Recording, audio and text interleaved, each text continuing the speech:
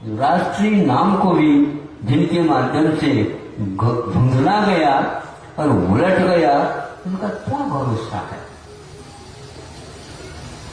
किस आधार पर बना लेते हैं आप लोग?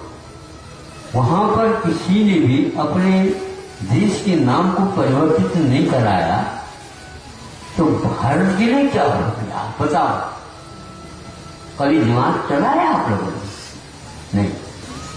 क्या कहना चाह रहा हूं मैं? ये कहना चाह रहा हूं, समय स्वतंत्रता का आपके पास भी था और यहां पर भी था। उन्होंने परिवर्तन क्यों नहीं करवाया और आपका परिवर्तन क्यों हुआ और कब हुआ? क्या सर्वसम्मति से हुआ?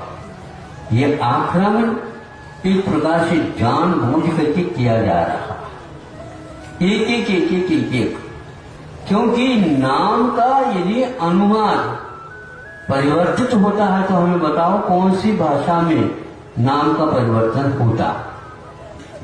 भारत का नाम पहले भी था, अभी भी रहे, आगे भी रहेगा।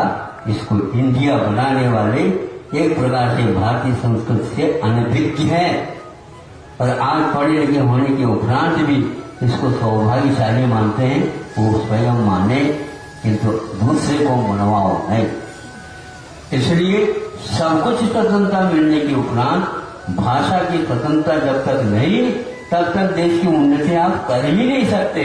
और आज भारतीय इतनी भाषाएं हो करके भी केवल इंग्लिश को कई विद्वानों ने, कई तत्ववेत्ताओं ने, दार्शनिकों ने और वैज्ञानिकों ने भी कहा, जिस राष्ट्र में अपनी भाषा नहीं उसका कभी भी विकास हुआ नहीं और न भूलो न भविष्य की। कौन से विश्वास के साथ आप आगे कर रहे हो? हमारे पास कुछ लोग आए थे, उनके सामने ये रखा, पहले भाषा में आप परिवर्तन करिए, जो भाषाएं थी उसके अनुसार ही सब कुछ कार्यक्रम चलेंगे।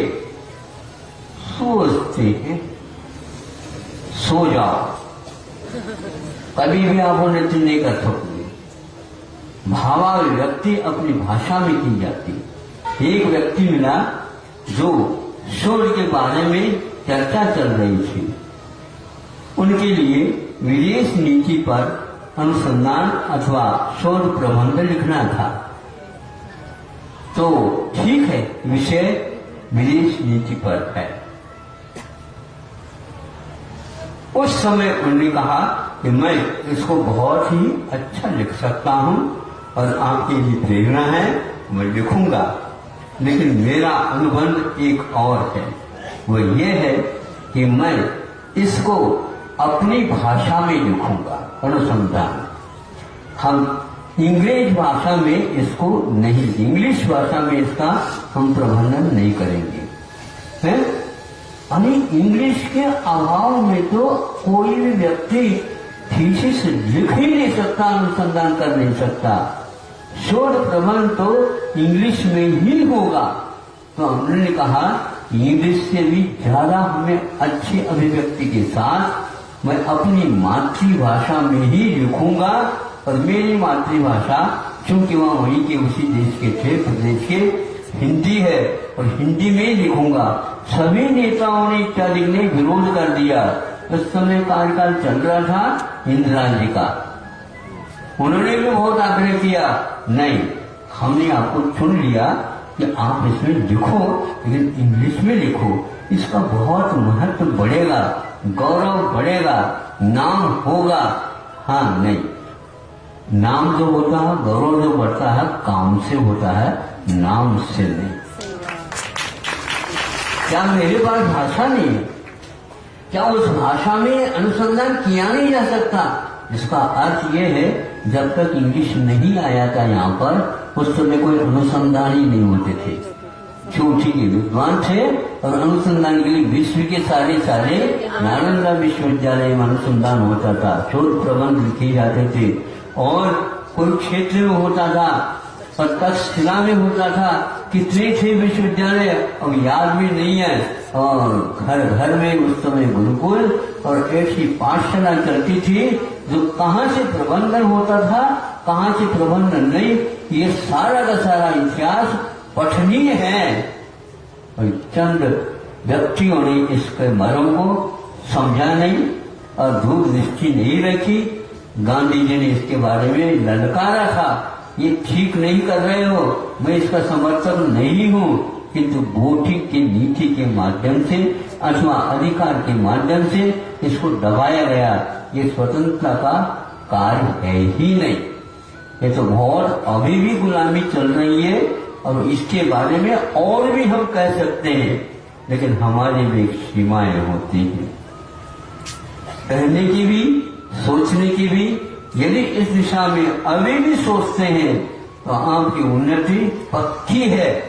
और आपको उन्नत नहीं होना है, भारत लौटना है। आप क्या जीवन में उन्नति कर सकोगे? जो उन्नत राष्ट्र भारत अतीत में था, वहां तक जाने के लिए आपको बहुत पसीना बहाना पड़ेगा। आप इसको खो गए।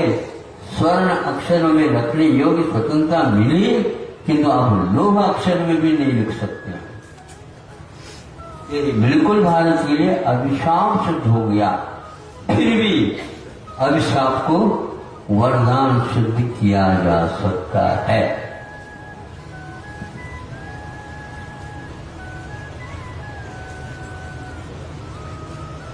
क्या है वो पंक्ति?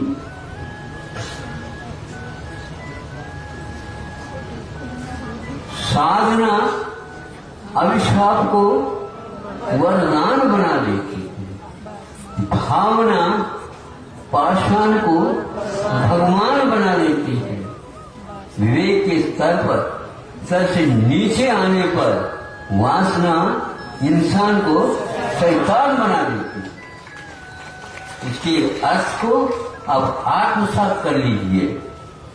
कोई भी अभिशाप वस्तु नहीं होती। यदि हमारे पास साधना है, सही दिशा में अवस्थ काम